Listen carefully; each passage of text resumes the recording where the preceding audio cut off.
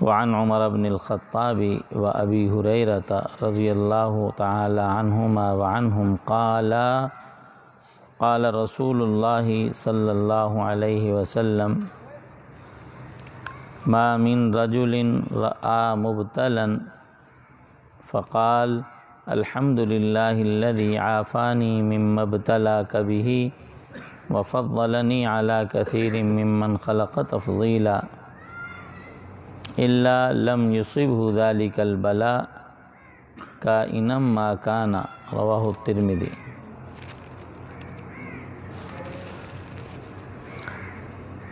سیدنا عمر بن خطاب رضی اللہ تعالی عنہ اور سیدنا ابو ہریرہ رضی اللہ تعالی عنہ دونوں بزرگ فرماتے ہیں کہ رسول اللہ صلی اللہ علیہ وسلم نے فرمایا، نہیں ہے کوئی آدمی کہ دیکھے کسی جسمانی یا روحانی مرض میں مبتلا شخص کو اور ساتھ میں یہ کہہ دے تمام تعریفیں اس اللہ کے لیے ہیں جنہوں نے مجھے اس جسمانی یا روحانی مرض سے عافیت دی جس میں آپ کو مبتلا کیا، اور مجھے فضیلت دی بہت سوں پر ان میں سے جن کو پیدا کیا۔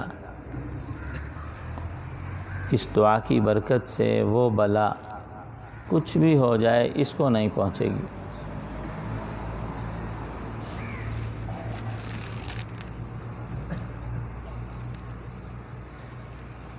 ایک عرصے سے ہم یہ بات بار بار بتلاتے کہتے چلے آ رہے ہیں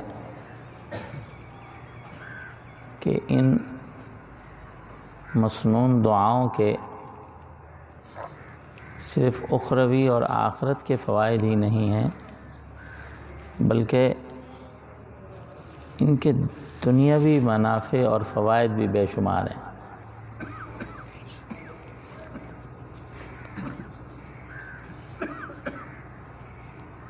کتنی شاندار دعا ہے اور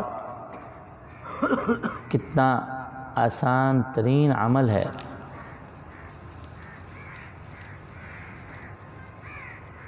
کہ کوئی آدمی کسی چھوٹی بڑی مرض میں مبتلا کسی کو دیکھے،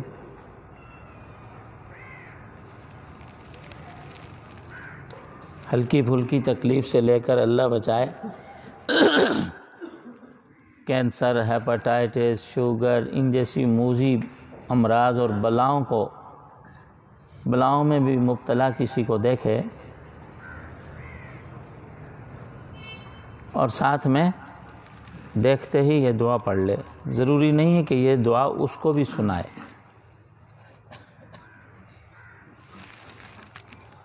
خود ہی آہستہ سے پڑھ لے، مخاطب اسی کو کرے۔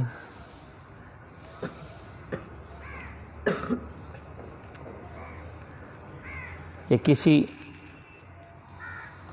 ظاہری عیب میں مبتلا شخص کو دیکھے، اللہ بچائے کوئی اندھا ہے، کوئی اپاہج اور لنگڑا ہے، کوئی معتوہ اور بیوقوف مجنون ہے،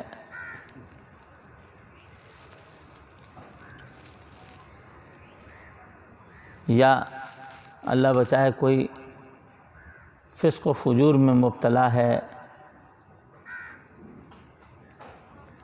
کسی چھوٹے بڑے گناہ میں مبتلا ہے وہ شخص، یہ روحانی مرض ہے۔ کوئی زنا میں مبتلا ہے، کوئی چوری میں مبتلا ہے، کوئی بے نمازی ہے، کوئی ظاہراً اللہ کا نافرمان ہے، کوئی خفیہ گناہ کرتا ہے، اس کو دیکھ کر بس دل ہی دل میں ایک مرتبہ یہ دعا بندہ پڑھ لے۔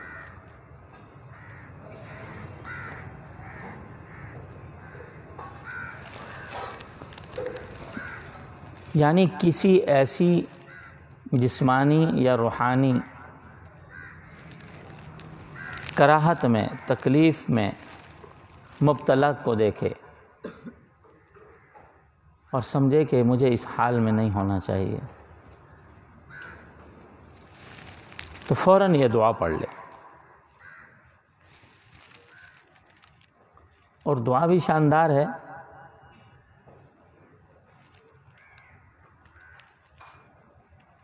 اس دعا میں اول تو شکر ہے. الحمدللہ کہ اس کو اللہ وہ تکلیف دی، مجھے نہیں دی. اس کو عیب میں مبتلا کیا، مجھے نہیں کیا. اس کو خدا نخواستہ فلاں فلاں گناہ اور فلاں فلاں برائی میں اس کو مبتلا کیا، اللہ مجھے بچایا. الحمدللہ. بڑا عجیب عظیم جملہ ہے.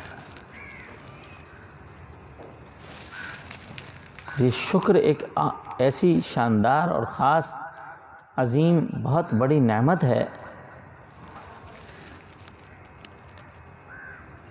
کہا گیا قید النعم بالشکر،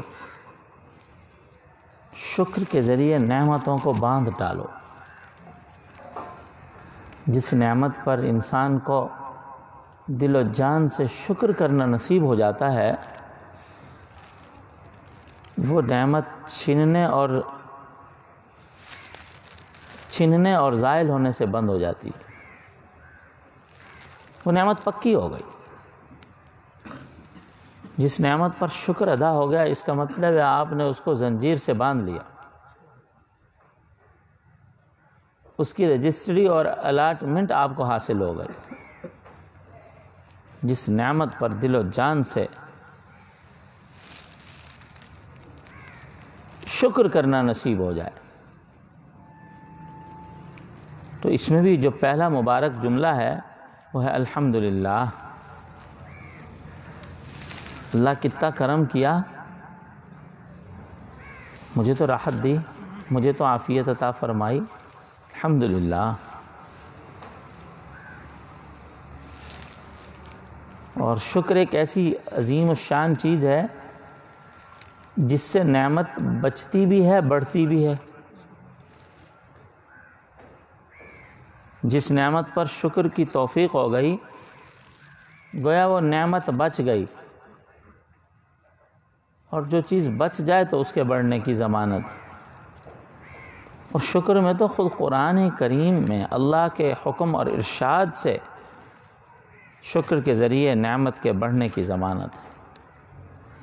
لئن شکرتم لازیدنکم، اگر تم شکر کر لو گے تو میں ضرور، بہت تاکید ہے، لازیدنکم، میں ضرور تمہاری نعمتوں کو بڑھا دوں گا. بہت مضبوط اور تاکید کے ساتھ بات ہے. اللہ بغیر تاکید کے بھی فرما رہے ہیں تو اللہ کا فرمانا کوئی معمولی بات نہیں ہے. لیکن اللہ اگر کوئی بات تاکید سے فرمائے تو اس کا مطلب ہے اس میں تو بڑی جان ہے، بڑی اہمیت ہے.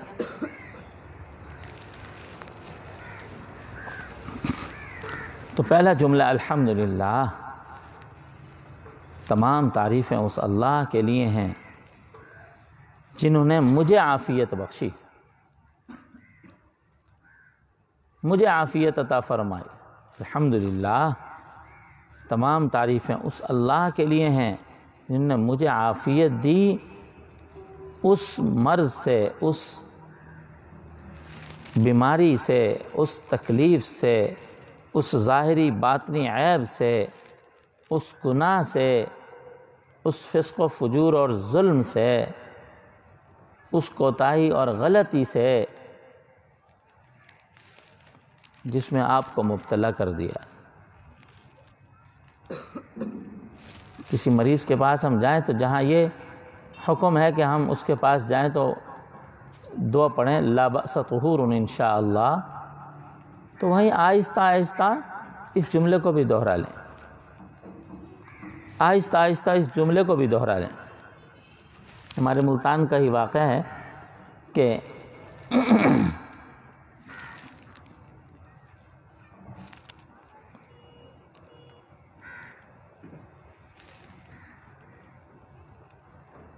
ایک صاحب کی ایک ہی اولاد میں ایک ہی بیٹی تھی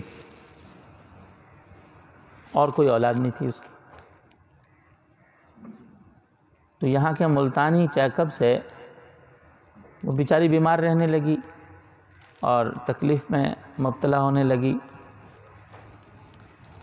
تو یہاں ملتان کے مقامی چیک اپ سے ڈاکٹروں کی تشخیص یہ سامنے آئی کہ ان کو کینسر ہے.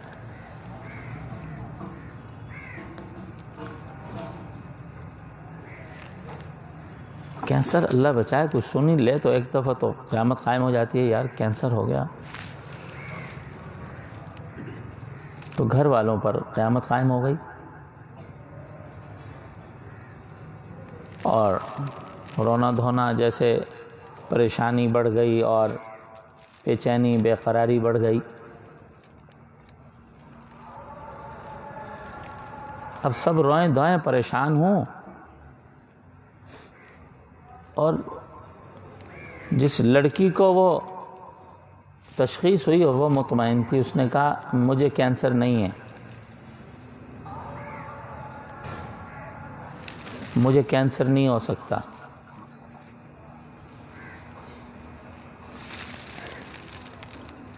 سب حیران. بھی عجیب بات ہے کہ ڈاکٹر یوں کہہ رہے ہیں، رپورٹیں یوں ہیں، اور یہ بڑی سنجیدہ ہے. وہ کہے کوئی اور مرض تو مجھے ہو سکتی ہے، مجھے کینسر نہیں ہو سکتا، مجھے کینسر نہیں ہے. خیر کو مزید چیک اپ اور ٹیسٹ کے لیے ڈاکٹروں نے لاہور ریفر کر دیا. وہاں کسی لیبارٹری کا لکھ دیا، اچھی لیبارٹری کا، کہ وہاں سے چیک کرائیں. تو جو طریقہ کار ہوتا ہے چیک اپ کرانے کا، سیمپل لیے اور انہوں نے کہا کہ جی رپورٹس آئیں گی. کوئی لمبا عرصہ بتایا، کوئی 2-2.5 مہینے. تو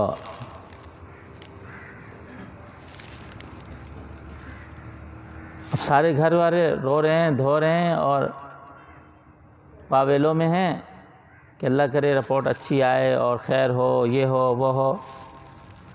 وہ لڑکی مطمئن کہا تم میرا کوئی اور مرض ڈھونڈواؤ، مجھے کینسر نہیں ہو سکتا. اور ابتدائی درجے کی وہاں کی بھی جتنی رپورٹس تھیں وہ بھی اسی نوعیت کی تھیں کہ کینسر ہے.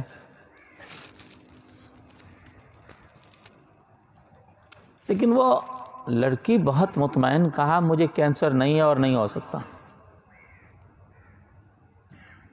اللہ کی شان، جب کوئی 2-2.5 مہینے کے بعد وہ رپورٹ سامنے آئی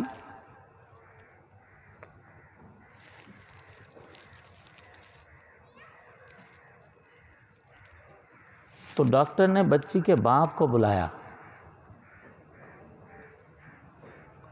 اور ڈاکٹر حیران کن انداز سے اس سے پوچھتا ہے کہ آپ کی بچی کا کیا حال ہے؟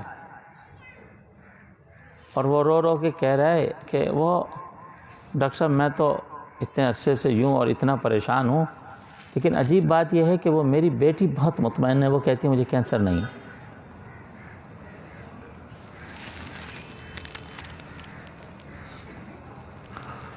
تو ڈاکٹر بڑے حیران ہو کر کے عجیب بات اس نے کی، کہا ہماری ریسرچ میں بھی یہ پہلا ایسا مریض آ رہا ہے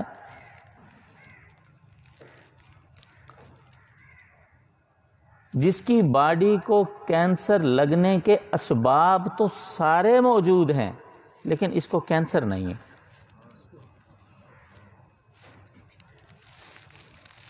اس کو کینسر نہیں ہے.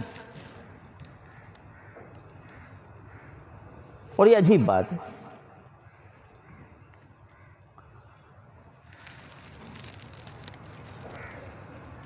لڑکی کو بلایا، کہا لڑکی کو بلاؤ اپنی بیٹی کو. کہا بیٹا رپورٹیں تو آپ کی بڑی خطرناک آئی ہوئی ہیں. ان کا ڈاکٹر صاحب جیسی کیسی رپورٹیں ہوں مجھے کینسر نہیں ہے اور مجھے نہیں ہو سکتا.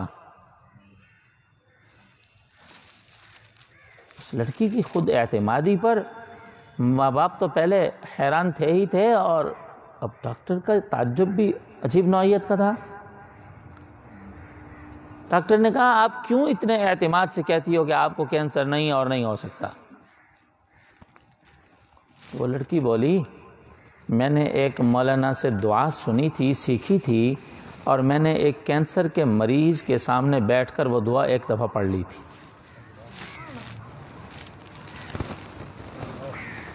اس لیے میرے پیارے نبی پاک صلی اللہ علیہ وسلم کا ارشاد ہے اور ان کی بتلائی ہوئی دعا ہے، تو وہ میں پڑھ.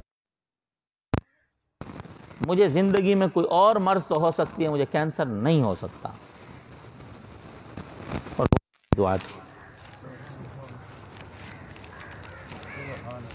اور وہ یہی دعا تھی، الحمدللہ الذی عافانی مما ابتلاک بہ وفضلنی علی کثیر ممن خلق تفضیلا. کوئی اچھی دوائی ہم سنیں نا، اچھے ڈاکٹر کی اچھی بات، صحت کے لیے مفید ہے، بیماری کا علاج ہے، بیماری سے بچاؤ کا ذریعہ ہے، تو ہم فوراً اس کا انتظام کر لیتے ہیں اور فوراً اس کو اختیار کر لیتے ہیں اور اپنا لیتے ہیں. کتنے سچے اور پاک پیغمبر کے ارشاد کی بات ہے، کتنی پکی اور مضبوط بات ہے.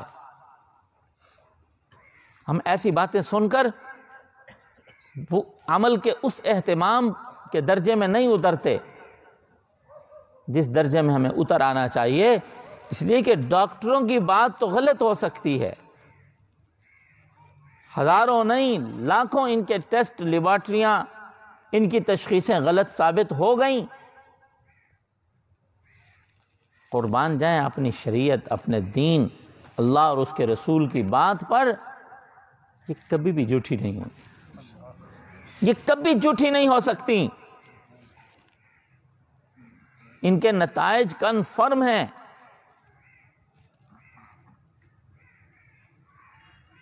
ان میں جھوٹے ہونے کا امکان ہی نہیں، اس لیے کہ ایسی پاک ذات کے ارشادات ہیں جن کا براہ راست تعلق وحی سے ہے، بولی وحی سے رہے ہیں، اللہ کے کہلوانے سے کہہ رہے ہیں، اللہ کے بلوانے سے بول رہے ہیں، وہ اپنی منشا سے کچھ نہیں فرما رہے. تو الحمدللہ الذی عافانی مما ابتلاک، اور اگلا جملہ ہے وفضلنی. تمام تعریفیں اس اللہ کے لیے ہیں جس نے مجھے عافیت بخشی اس ظاہری باطنی مصیبت، مرض سے، عیب سے، کمی کوتاہی سے جس میں آپ کو مبتلا کیا، اور مجھے فضیلت دی بہت سوں پر. یہ بھی تمام تعریفیں اس اللہ کے لیے ہیں جس نے مجھے فضیلت دے دی. اللہ فلانے کو آنکھ اس کی ایسی ہے، اس میں یہ عیب ہے، اللہ مجھے فضیلت دی، میری آنکھ تو ٹھیک ہے. اللہ وہ بیچارہ صحیح نہیں چل سکتا، مجھے کتنی آپ نے کرم نوازی کی، میں تو صحیح چل سکتا ہوں. اللہ وہ بیچارہ نماز نہیں پڑھتا، اذان سنتا ہے، بیٹھا رہتا ہے، کتنا کرم کیا، مجھے نماز کی توفیق ہو جاتی. اچھا پھر یہ اگر کیفیت ہماری پیدا ہو جائے نا، تو میں کی بات بھی ختم ہو جائے. اس لیے کہ ہمارے جسم کو اللہ نے اگر کوئی عافیت بخشی ہے تو اس میں ہمارا ہے کون سا کمال؟ انہوں نے کرم کیا. اللہ بچائے وہ ہمیں اندھا، لولا، لنگڑا، اپاہج اور کسی ظاہری عیبدار حالت میں پیدا کر لیتے تو ہم کیا کر سکتے تھے، کیا کہہ سکتے تھے، کس کورٹ میں ہم ریٹ کر سکتے تھے. شکر بھی ہے. اسی طرح اللہ نے اگر ہمیں صحت دے دی ہے تو اس میں ہمارا کون سا کمال ہے؟ اگر کوئی مرض پڑ جائے، اللہ بچائے، کوئی مصیبت لگ جائے، کوئی روگ جسم کو لگ جائے، تو ہم کسی کے خلاف ریٹ تو نہیں کر سکتے کہ مجھے یہ تکلیف اور بیماری کیوں لگ گئی. بھائی اللہ نے لگا دی. تو صحت ہو یا جسمانی بے عیب ہونا، یہ اللہ کا ہی انعام ہے. اچھا پھر اللہ نے کسی نیکی کی اور شرافت کی ہمیں توفیق دے دی ہے، تو بھائی یہ بھی اللہ کا احسان ہے. کہ ہمیں اللہ نے اپنے گھر بلا لیا، آنے کی توفیق دے دی، کوئی اپنے پاک نام لینے کی توفیق دے دی، کوئی نیک عمل کی توفیق دے دی، یہ پھر ایک اس کا انعام ہے۔ اگر ہمیں غلط سلط زندگی میں مبتلا کر دیتا تو یہ ایک اور مصیبت تھی۔ اور جتنے بہت سارے گناہوں سے اللہ نے ہمیں بچا دیا، یہ پھر اس کا ایک انعام ہے، احسان ہے۔ تو اس میں ایک بندگی کا اظہار بھی ہے۔ تمام تعریفیں اس اللہ کے لیے ہیں جس نے مجھے عافیت دے دی اور مجھے فضیلت دی ہے۔ ظاہر بات ہے کہ کوئی جسمانی روحانی مرض میں، مصیبت میں، قلق میں مبتلا ہے اور جو نہیں ہے تو اس کو ایک گناہ اس پر فضیلت حاصل ہے، عافیت کی ایک گناہ اس کو برتری حاصل ہے، فضیلت دے دی مجھے بہت سے ان لوگوں پر جن کو پیدا کیا ہے۔ اور کنفرم جو انعام والی بات ہے، لم یصبہ ذالک البلاء کائنا ما کان۔ اب یہ کہنے کی دیر ہے کہ خدا نے اس پر ایسا کرم برسا دیا، اب اس کو یہ بلا نہیں لگ سکتی، اس کو یہ مصیبت نہیں لگ سکتی۔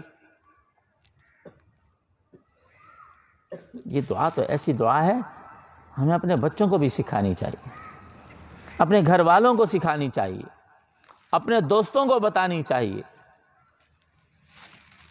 مفت میں لاکھوں کروڑوں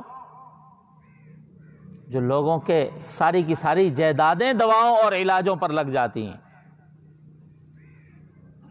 کئی امراض ایسی ہیں، اللہ بچائے، لوگ کہتے ہیں پیسہ بھی ختم ہو جاتا ہے، مرض بھی ختم ہو جاتی ہے، لیکن بندہ ٹھیک نہیں ہوتا۔ اور کتنی مفت سی چیز ہے۔ اسلام میں داخل ہونے سے، دین پر عمل کرنے سے انسان کو راحت آخرت اخروی نہیں، راحت دنیاوی بھی نصیب ہو جاتی ہے۔ انسان بڑی ہی پرعافیت زندگی گزارتا پھر رہا ہوتا ہے اور بڑی ہی شاندار اس کی زندگی رواں دواں ہوتی ہے۔ مولانا مسعود صاحب یہ دعا پہلے دیا کرتے تھے نا؟ ہاں دے دیا کریں گے۔ الحمدللہ الذی عافانی مما ابتلاک بہ وفضلنی علی کثیر ممن خلق تفضیلا۔ سارے ایک دفعہ میرے ساتھ بھی پڑھ لو، الحمدللہ الذی عافانی مما ابتلاک بہ وفضلنی علی کثیر ممن خلق تفضیلا۔ یہ زندگی کا معمول بن جانا چاہیے، زندگی کی گویا ایک میمو میں یہ بات شامل ہو جانی چاہیے۔ کسی ظاہری، باطنی، روحانی، جسمانی تکلیف، کوتاہی، کمی میں کسی کو ہم مبتلا دیکھیں تو فوراً اللہ کی جانب ذرا سا رجوع کر لیں اور دل سے اس دعا کو پڑھ لیں، تو انشاءاللہ اللہ تعالی ہمیں جسمانی راحتیں بھی عطا فرمائیں گے اور اللہ تعالی ہمیں روحانی راحتیں بھی عطا فرمائیں گے۔ اول آخر درود شریف کے ساتھ کیا